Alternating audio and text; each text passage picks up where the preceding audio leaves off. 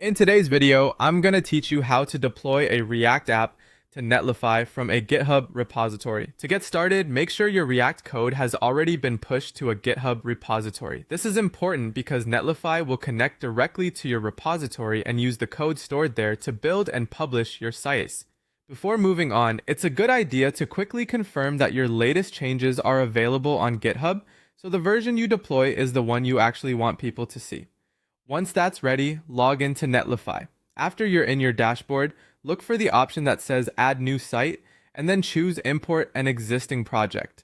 This tells Netlify that you want to create a new deployment using code that already exists in a source control platform rather than uploading files manually. This approach is especially useful because it makes future updates much easier. Whenever you push changes to GitHub, Netlify can rebuild and republish your app automatically. Next, select GitHub as your Git provider. If this is your first time connecting GitHub to Netlify, you may be asked to authorize access. After that, Netlify will show you a list of repositories you can use. Find your React project repository and select it. Take a moment here to make sure you're choosing the correct repository, especially if you have several projects with similar names. After selecting the repository, Netlify will bring you to the build settings page. This is where you confirm how your React app should be built. For the build command, enter npm run build.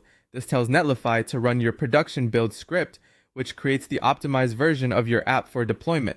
For the publish directory, use build or dist if your particular project outputs files there instead. The correct folder is the one that contains the final static files after the build process is complete.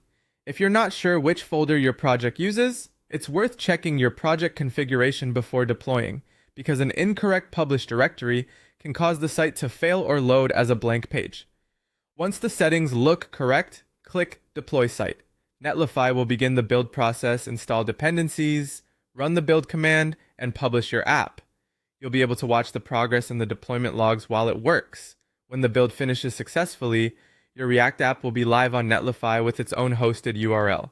At that point, you can open the site, test it, and confirm everything is working as expected. And that's it. You've successfully deployed your React app using GitHub and Netlify.